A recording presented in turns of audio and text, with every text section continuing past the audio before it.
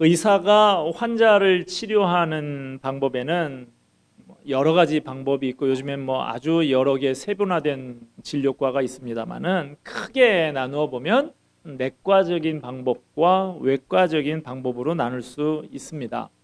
내과적인 방법은 흔한 방법이 약을 처방해서 내복 약을 통해서 치료하는 것이죠. 외과적인 방법은 대표적인 게 수술이죠. 메스를 가지고 환부를 찢어서 병든 부분을 제거해내고 새로 그 안에 집어넣을 게 있으면 집어넣어서 병을 치료하는 것입니다.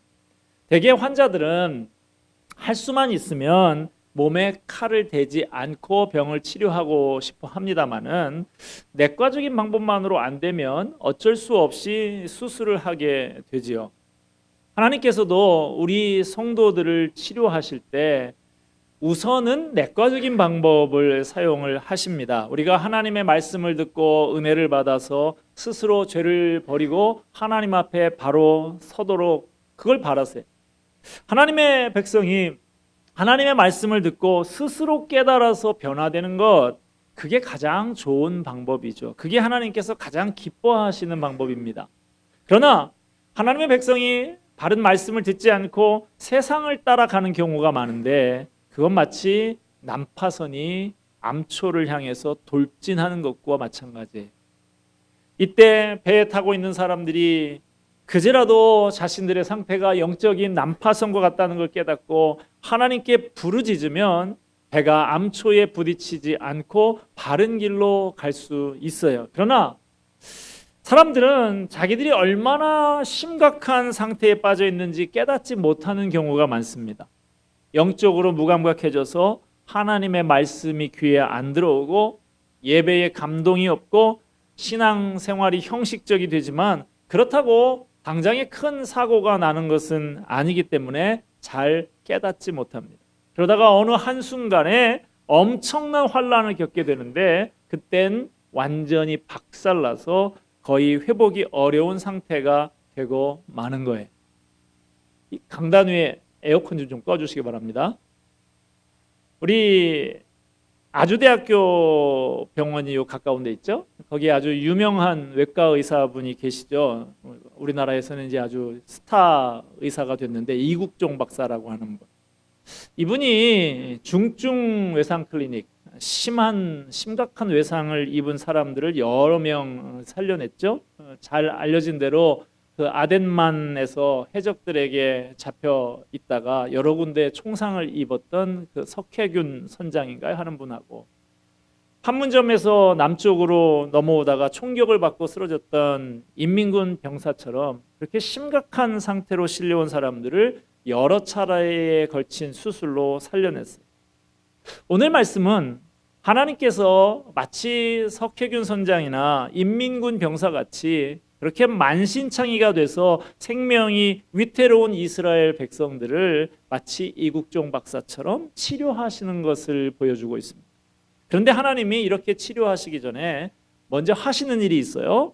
하나님께서는 범죄한 이스라엘을 사자가 짐승을 물듯이 물어버리겠다고 하십니다. 오늘 우리가 호세아 6장 초반부를 읽었는데 그 바로 전에 나오는 호세아 5장과 이것이 연관되기 때문에 우리 호세아 5장 끝부분을 좀 읽어보도록 하겠습니다. 5장 14절 같이 한번 읽읍시다. 시작.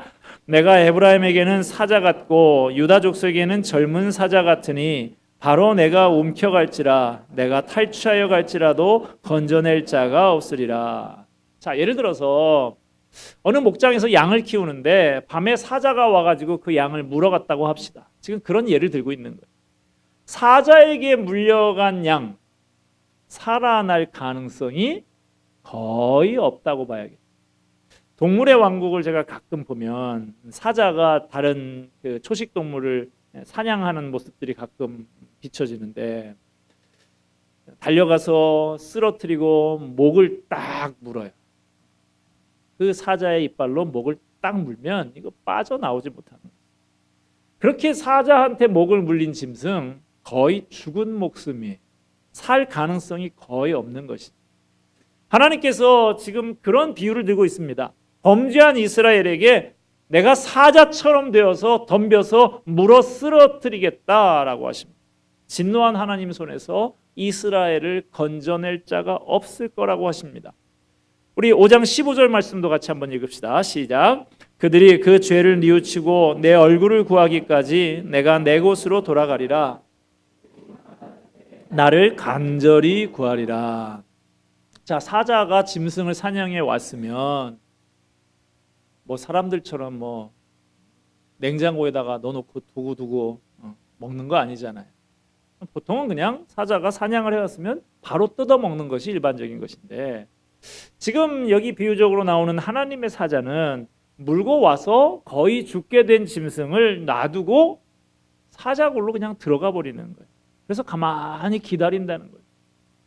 고통 속에 신음하고 있는 것을 그냥 내버려 두겠다라고 하는 것입니다. 왜 그렇게 한다고 합니까? 그들이 고난받을 때에 나를 간절히 구하리라. 그들이 극심한 고난 중에 죄를 뉘우치고 하나님께 살려달라고 간절히 구하기를 기대하면서 기다리신다는 거예요. 모든 교만이 꺾이고 진정한 회개가 그 입에서 터져 나올 때까지 그들을 방치하고 외면하신다는 거예요. 그래서 비록 이스라엘 백성이 중상을 입었어도 하나님을 간절히 찾으면 사는 것이고, 끝까지 고집 부리면서 하나님 외면하면 죽는 거예요. 제가 이전 교회 성도분 중에 아내가 권사고 장인어른도 원로 장로이시고 장모님도 권사이시고 그런 믿음의 집안에 그렇게 결혼한 한 남자 성도분 아는데, 이분이 뭐 교회는 출석은 하시는 분인데 얼마나 운동을 좋아하는지, 툭 하면 주일 예배 빼먹고 골프 치러 가고 등산하러 가고 이런 분이었어요. 심지어는 그 장모되는 권사님 일주기 추모 예배를 제가 인도하러 갔는데, 그날도 운동하러 가가지고 놀다 보니까 그 일주기 자기 장모님 추모 예배 다 끝나고 밥 먹을 때 오고 있더라. 그 정도에. 그러니 뭐 그거 하나만 딱 보면 이 사람의 신앙 수준이 어느 정도인지, 영적 상태가 어느 수준인지 딱 나오는 것이죠. 그런데 이분이 어느 주일에 그날도 예배 빼먹고 그 좋아하는 그런 운동을 나갔다가 갑자기 쓰러졌어. 중태가 돼서 중환자실에 실려 들어갔어.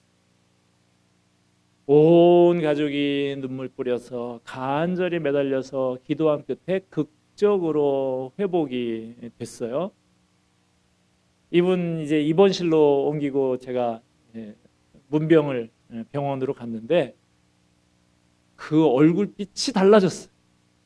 완전히 얼마나 그렇게 부드럽고 순하고 목사님 그러면서 그렇게 바뀌게 됐어요. 자, 이분이 이제 퇴원했습니다. 그 뒤로 주일에 골프 치러 갈까요? 안 갈까요? 네, 어떻게 잘 아세요? 네, 한 번도 그 뒤로는 그렇게 좋아하던 사람이 한 번도 그 뒤로는 주일에는 안 나가요. 제자훈련도 그렇게 받으라 그래도 안 받는다고, 나 같은 사람이 받으면 큰일 난다고 그렇게 하더니 제자훈련도 받고 교회를 잘 섬기는 그런 사람이 되었습니다. 뭐 이런 예는 참 많이 있어요. 아마 지금 이 자리에 와 계신 분 가운데서도 자기나 또는 자기 가족들 중에 이와 비슷한 경험을 한 분들이 더러 계실 거예요.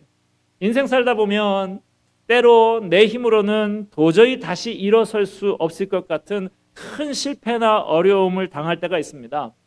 그때마다 사람마다 좀 받아들이는 것이 다르겠지만 하나님의 백성은 이것을 하나님께서 하시는 수술이다 라고 생각을 해야 되는 거예요. 내 인생을 세상 중심, 일 중심에서 하나님 중심, 신앙 중심으로 바뀌기 위해서 하나님께서 수술을 하시는 것입니다. 원래는 하나님께서 그냥 말씀으로만 하셔도, 내과적으로만 진단하셔도 우리가 그걸 알아들어야 되는 건데, 그래서 변화돼야 되는 건데, 세상을 향한 욕망이 너무나 강해서 우리가 도저히 하나님의 말씀을 알아들을 수가 없으면 하나님께서 어쩔 수 없이 칼을 들고 외과 수술을 하시는 것이죠. 우리를 꼼짝 못하도록 전신 마취를 시키고 그 다음에 배를 째고 심장을 째고 머리를 째서 거의 죽은 목숨으로 만드시는 거예요. 이때 우리가 살 수 있는 유일한 길은 하나님을 찾는 것입니다. 우리가 하나님의 말씀을 붙들지 않을 때는 얼마나 엉터리 같은 생각에 빠져 사는지 몰라요. 얼마나 하나님으로부터 멀어지고 얼마나 세상으로 떠내려갔는지를 깨닫지 못합니다. 그러다가 어느 순간 만신창이가 돼서 지금까지 자기가 속아 살아왔다는 것을 깨닫게 되고 그게 너무 원통해서 울게 되죠. 그리고 하나님의 은혜를 되찾기 위해서 부르짖게 됩니다. 오늘 본문 말씀은 우리 인생이 하나님 앞에서 만신창이가 되었을 때 하나님이 우리를 어떻게 치료하시는지를 말씀하고 있습니다. 본문 1절 말씀 우리 같이 한번 읽겠습니다. 시작. 오라 우리가 여호와께로 돌아가자.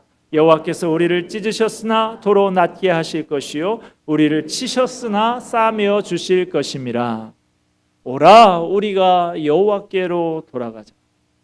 우리가 여호와께로 돌아간다. 무슨 뜻일까요? 여호와께로 돌아간다는 것은 장소의 이동을 말하는 것이 아니에요. 장소를 바꾸는 게 아니라 마음을 바꾸는 것을 말합니다. 어떻게 바꾸는 것일까요? 하나님 앞에 너무나 염치가 없고 부끄럽지만 마음속에 하나님만이 살 길이다. 하나님 외에는 나를 치유해 주실 분이 없다라는 것을 깨닫고 하나님께 간절히 매달리는 거예요. 자, 그렇게 하나님께 돌아와서 하나님을 간절히 붙들면 어떻게 하신다고요?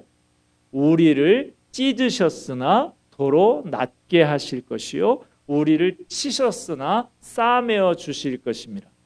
참 감사한 것은 하나님은 우리를 치료하실 능력이 있다는 거예요.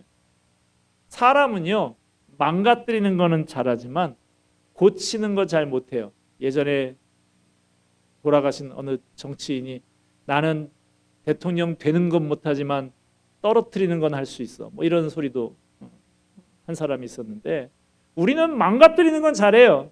그런데 망가진 사람 고치는 거는 그런 재주는 없어요. 그런데 하나님은 이국종 박사보다도 훨씬 뛰어난 명의이십니다. 아무리 심하게 터지고 찢어졌어도 다시 꿰매주시고 고쳐주시는 것입니다. 그러므로 중요한 것은 뭡니까? 명의이신 하나님께 치료받으러 가는 게 중요합니다.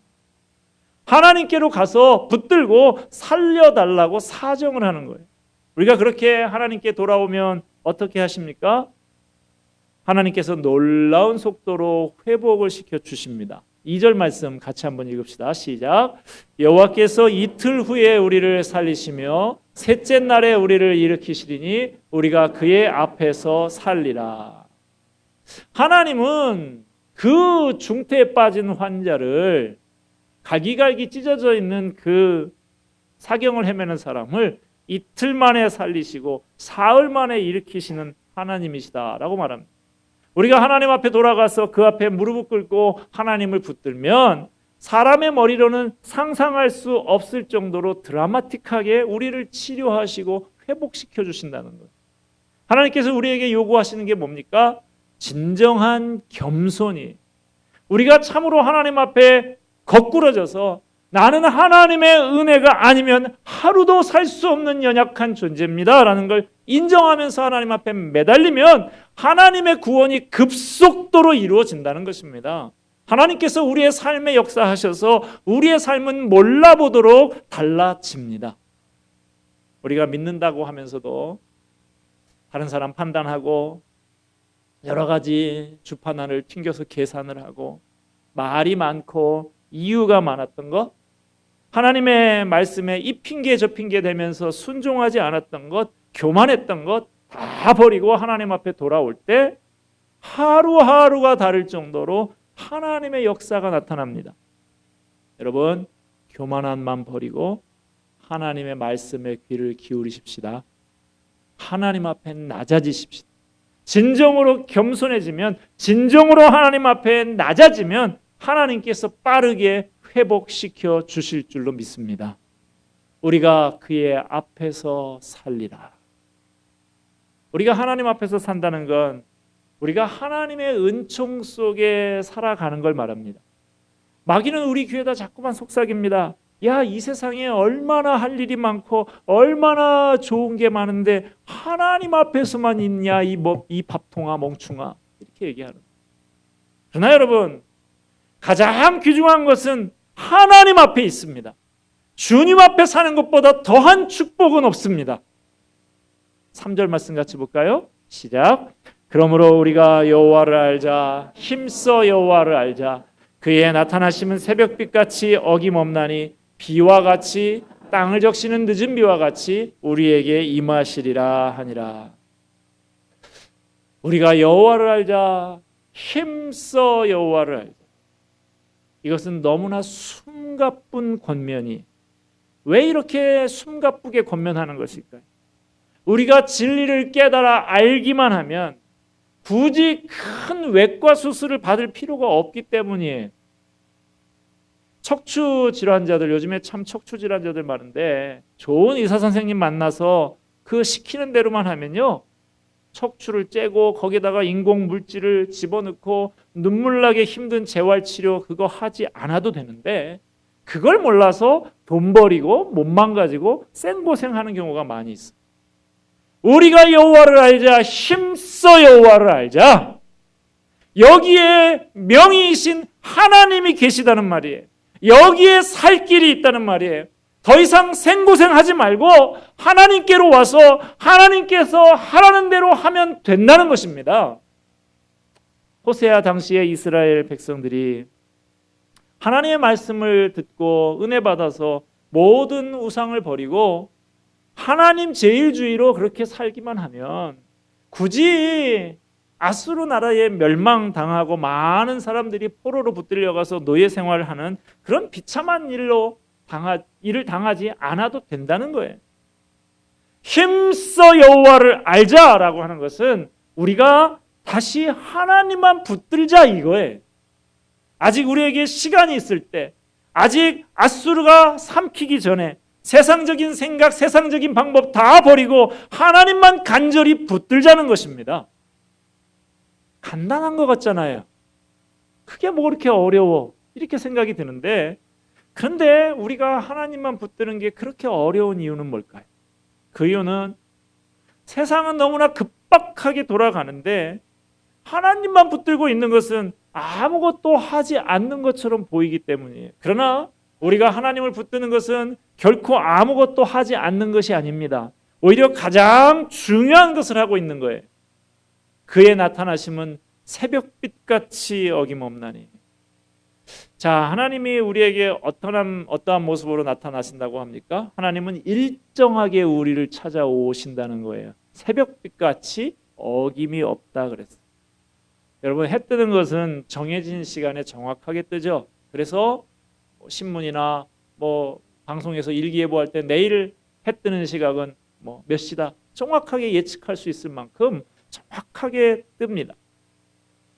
군에 가서 철책선 같은 데서 밤새도록 경계 근무를 쓰는 그 군인들, 특히나 이제 겨울철 되면 해가 그냥 한 4시 5시면 떨어져 가지고 그 높은 산 있는 데서는 그렇게 근무를 쓰면 다음날 아침까지 밤새도록 그렇게 근무를 쓰게 되면 너무 지루하죠. 야, 새벽이 오지 않는 것 같다, 그런 생각이 들어요. 그러나 그건 지 마음이 그렇다는 것이고, 정확한 시간이 되면 새벽빛이 어김없이 떠오르는 것이죠. 고난 가운데 있는 성도들의 탄식이 뭡니까? 새벽이 오지 않는다는 거예요. 이 고생이 끝이 없는 것 같다는 거예요. 하나님이 내 기도를 듣지 않으시는 것 같고 나를 버리신 것 같아요. 그러나 여러분, 당 모가지를 비틀어도 새벽은 옵니다. 하나님은 새벽빛같이 반드시 우리를 찾아오시는 것입니다. 비와 같이, 땅을 적시는 늦은 비와 같이 우리에게 임하시리라. 이 팔레스타인 땅의 기후는 건기와 우기로 나눠지는데 지중해성 기후인데요. 우리나라하고는 반대로 여름철이 건기고 겨울철이 우기예요. 비가 내리지 않는 여름에는 동쪽에 있는 아라비아 사막에서부터 뜨겁고 건조한 바람이 불어와가지고 온 땅이 다 마르고 또 풀들이 누렇게 그렇게 변합니다. 그러므로 농사는 이때 못 짓는 것이고 우기인 가을에서부터 다음해 봄까지 그렇게 주로 짓습니다. 가을이 되면 이제 바람의 방향이 바뀌어요. 지중해 쪽에서 바람이 불어와가지고 이 습기 있는 바닷바람이 부니까 이제 비가 내리기 시작을 합니다. 여름 내내 말랐던 대지가 촉촉히 적셔지고 죽은 것 같았던 생물들이 살아나기 시작합니다. 언덕과 들판이 금세 파랗게 변하는 것이죠. 땅도 농사를 지기에 알맞게 촉촉해지고 부드러운 상태로 준비가 됩니다. 이렇게 농사를 지을 수 있도록 이 우기 초반부에 내리는 이 가을에 내리는 비를 이른 비라고 그렇게 불러요. 자, 오늘 본문에 늦은 비가 또 나오는데, 늦은 비는 건기가 시작되기 바로 직전에 우기 끝부분에 우리 양력으로 하면 3월, 4월 정도에 내리는 비입니다. 늦은 비는 무슨 역할을 하느냐? 이제 자란 농작물을 풍성하게 하고 열매를 맺게 하는 비. 이 늦은 비를 받아먹은 온갖 곡식과 과일들이 살이 오르고 튼실하게 열매를 맺어서 추수를 기다리게 되는 것이죠. 자, 이처럼 이른 비는 만물을 소생시키는 비요, 늦은 비는 열매를 맺게 하는 비입니다. 팔레스타인의 이 농사, 이른 비로 시작해서 늦은 비로 마치는 것이죠. 이 이른 비와 늦은 비가 적당한 때에 알맞은 양이 내려야 풍년이 되게 되는 것이죠. 이 이른 비와 늦은 비가 오는데요. 이것이 어느 때는 1월에 왔다가, 어느 때는 3월에 왔다가, 어느 때는 4월에 왔다가 안 왔다 하면 이거는 농사 다 망치는 거예요. 그러나 특별한 경우가 아니면 하나님께서 일정한 때가 되면 3, 4월이 되면 늦은 비를 보내주셔서 풍성한 열매를 맺게 하시는 것이죠. 하나님께서 적당한 때에 하늘의 문을 여시고 이른 비와 늦은 비를 내려주신다는 것입니다. 이게 하나님의 은혜입니다.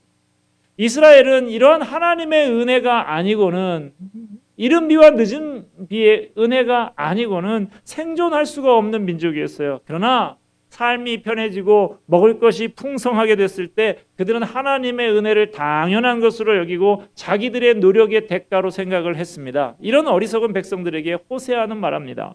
똑똑히 들어라. 우리에게 비를 주시는 분은 너희들이 그렇게 숭배하고 있는 바알신도 아니고 너희들의 노력도 아니고 여호와 하나님의 은혜다라고 하는 거예요. 하나님은 자신을 간절히 찾는 자를 결단코 실망시키지 않는 분이십니다. 비가 내려서 죽은 것 같은 그런 메마른 대지를 살리는 것처럼 우리를 죽었던 자리에서 일으켜서 새로운 삶, 풍성한 삶을 살게 하시는 하나님이십니다. 하나님은 자기를 찾는 자에게 반드시 은혜를 베푸시고 회복시키시는 분이세요. 하나님 앞에 교만을 꺾고 자신을 낮추면서 하나님, 제가 교만했습니다. 하나님, 저를 용서해 주시고 저를 살려주세요 하면서 하나님을 간절히 붙들면 하나님은 반드시 찾아오신다는 거예요. 하나님은 새벽빛같이 어둠을 깨고 찾아오십니다. 메마른 땅을 적시는 늦은 비와 같이 갈급한 심령에게 찾아서 적셔 주십니다. 자기를 간절히 찾는 자들에게 반드시 찾아오셔서 그를 만나주시고 치료해 주십니다. 우리의 눈에 눈물을 닦아주시고 모든 아픔에서 벗어나는 은혜를 부어 주십니다. 말씀을 맺고자 합니다. 많은 사람들은 자신이 지금 얼마나 심각한 상태에 빠져 있는지 깨닫지 못하는 경우가 많아요. 영적으로 무감각해져서 하나님의 말씀을 들어도 귀에 잘 들어오지 않고 예배를 참석을 해도 감동이 없고 신앙생활이 형식적이 되지만 당장 큰일이 내 눈앞에 벌어지는 건 아니기 때문에 착각을 하고 살아갑니다. 그러나 하나님의 말씀, 그 말씀을 듣지 않고 세상을 하나님의 백성된 자가 따라가는 것은 난파선이 암초를 향해서 돌진해가는 것과 같습니다. 어느 순간에 큰 환난을 만나게 되고 완전히 박살나서 거의 회복이 어려운 상태가 되고 마는 것입니다. 그런 일이 닥치기 전에, 인사불성 만신창이가 돼서 중증 외상 클리닉에 실려가기 전에 스스로 깨닫고 스스로 변화되는 것, 그게 가장 좋은 방법이에요. 그게 하나님께서 간절히 원하시고 기뻐하시는 방법인 것입니다. 이제라도 내 영적인 상태를 좀 점검해 보시기를 바랍니다. 내 영적인 상태가 난파선과 같지는 않은지, 그것을 깨닫고 하나님 앞에 부르짖는다고 하면 그 배가 암초에 부딪혀서 산산조각 나는 것은 피할 수 있습니다. 우리를 치료하시는 주님 앞에 치료받으러 가십시다. 주님께서 고쳐주실 것입니다. 다른 방법 없어요. 다른 어떤 것으로 채울 수가 없어요. 다른 것으로 채우려고 하면 짠물을 들이킨 사람 마냥 목마름이 더할 뿐입니다. 혹시 내 마음이 하나님으로부터 떠나서 엉뚱한 데 정신을 팔고 있었다고 하면 이 시간 내 마음과 내 생각을 돌이켜서 하나님께로 돌아가서 하나님을 간절히 붙드는 저와 여러분이 되기를 바랍니다. 주님께서 새벽비와 같이, 새벽빛과 같이, 늦은 비와 같이 우리에게 찾아와 주시고 은혜 베풀어 주실 것입니다.